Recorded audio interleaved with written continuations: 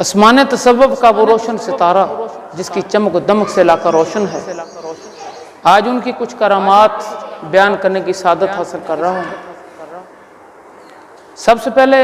داتا گنج بخش حجویری رحمۃ اللہ علیہ کا جو دوستی بابا باقر سرکار سے تھی، ان کا ایک واقعہ بیان کرنے لگا۔ داتا گنج بخش حجویری رحمۃ اللہ علیہ آپ کا ایک مرید ایک درویش چلہ کشی میں پڑا ہوا تھا، تو اس نے اپنے آپ کو کمرے میں بند کر لیا 12 سال کے لیے۔ 12 سال جب اس کے مکمل ہو گئے تو اس نے اس کے گھر والوں نے پیغام بھیجا کہ داتا صاحب کے جو گدی نشین ہیں ان کو بولو کہ میرے کو اٹھائیں اور میرے کو بتائیں کہ منزل میری کیا ہے، میرا منظر پوری ہوئی ہے یا آگے میری اور منزل جاری ہے۔ تو جو داتا صاحب کا گدی نشین تھا اس نے کہا کہ یہ جو درویشی لین ہے، یہ نورانی نوری سلسلہ جو ہے، یہ بال سے بھی باریک ہوتا ہے، اس میں تھوڑا سا آدمی پھسل جائے تو آدمی کبھی سیدھا نہیں ہوتا، تو لہٰذا داتا صاحب سے اجازت طلب کرتے ہیں۔ تو اپنے طریقہ کار سے اس نے داتا صاحب سے مدد مانگی، دعا کی، تو داتا صاحب نے 2-3 روز کے اندر اس کو خواب میں آ کر بتایا کہ آپ اس طرح کرو، میرا ایک دوست علی محمد المروح باقر سرکار چونیا شہر میں ایک ندی کے کنارے بیٹھا ہوا ہے، لگوٹے میں ملبوس ہوگا، اس سے ملو، اس سے پوچھو، اگر وہ اجازت دے تو چلے جانا، یا دوسری منزل کا بتائے تو وہ کرنا، اگر اجازت نہ دے تو یہ نہیں جا سکتا۔ تو جب اس بات کا گرین سگنل اس کے گھر والوں کو ملا تو وہ سب لوگ گاڑی لے کے چونیا کی طرف 4-5 آدمی آ گئے۔ یہاں پر آ کے تھوڑی تگودو کے بعد بابا جی سرکار سے رابطہ ہو گیا۔ بابا جی سرکار نے پوچھا ہاں جی کیا لینے آئے ہو؟ تو انہوں نے جواب دیا کہ ہمارا ایک شخص 12 سال سے چلہ کاٹ رہا ہے، تو اس کو داتا صاحب نے آپ کے پاس بھیجا ہے کہ جی منظوری دیں، دیکھیں اگر تو اس کی منزل پوری ہو گئی ہے تو ہم اس کو اٹھا لیتے ہیں آپ کے امر سے، لیکن اٹھانا پڑے گا۔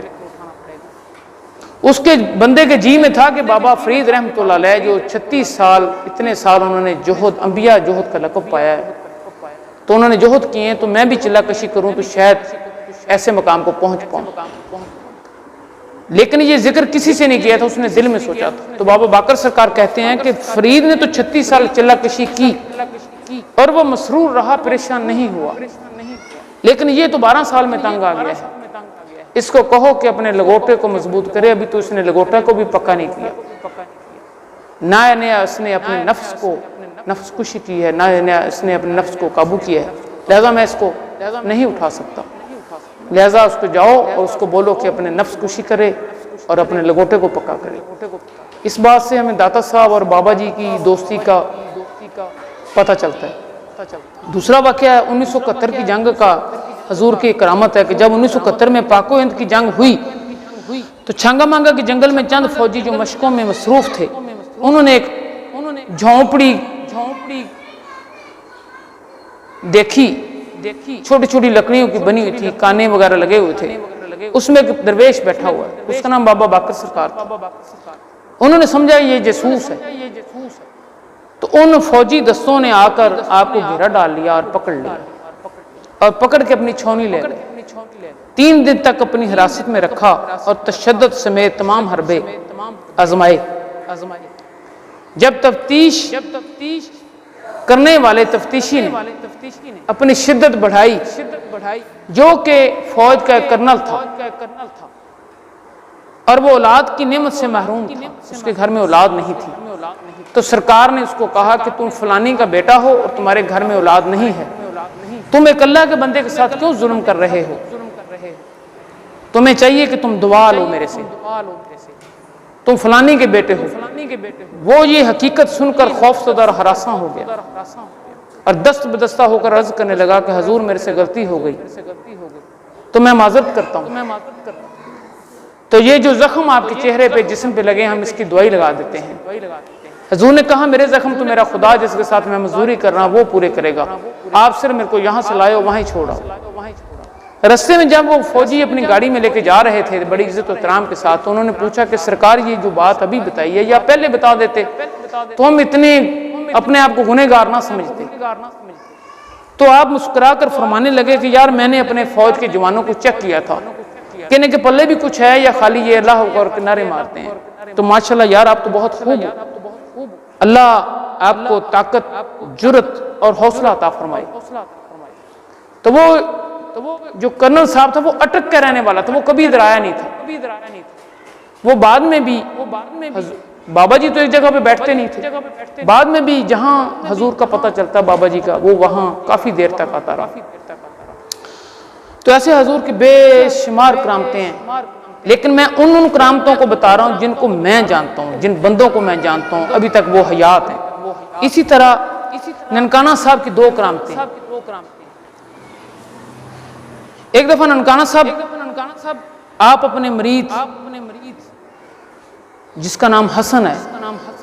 اور محمد علی، بابا محمد علی اور بابا حسن کے گھر گئے ہوئے تھے۔ وہاں ایک عورت رہتی تھی، اس کا نام تھا مائی بیگم،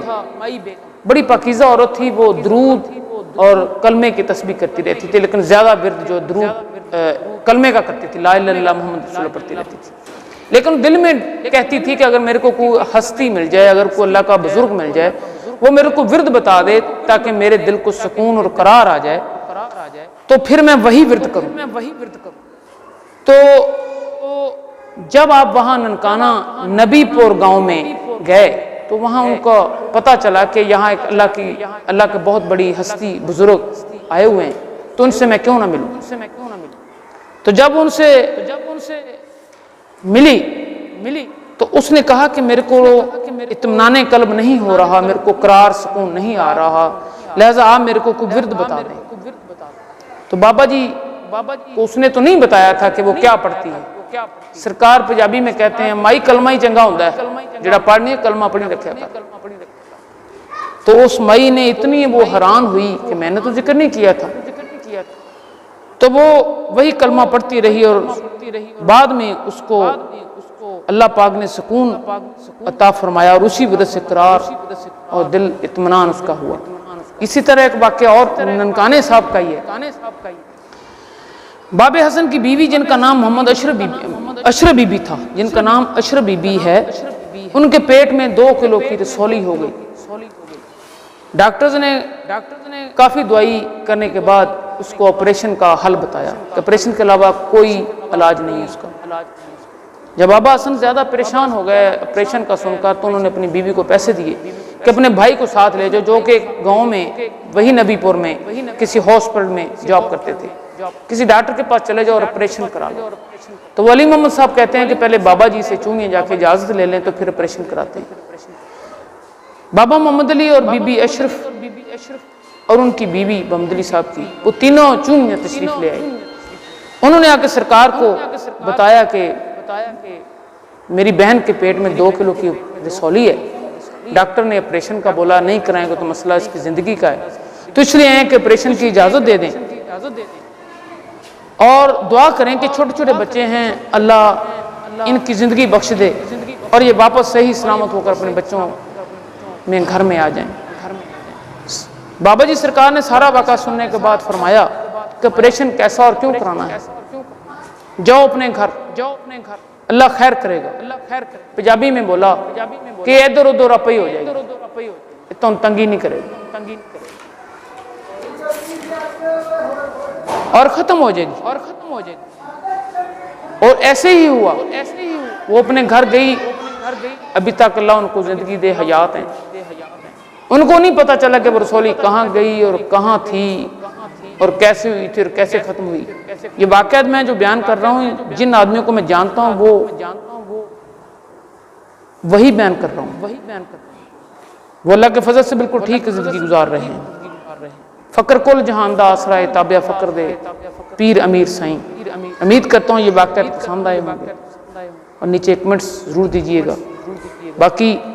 اگر آپ کے پاس کسی بھی ہستی بزرگ کی زندگی کے حالات و واقعات موجود ہیں اور نیٹ پر نہیں ہیں تو میرے ساتھ رابطہ کریں، میں انشاءاللہ اپنے چینل نوکر ریاض بابکر سرکار دا انشاءاللہ انہوں نے بھی اوپن کرانگے۔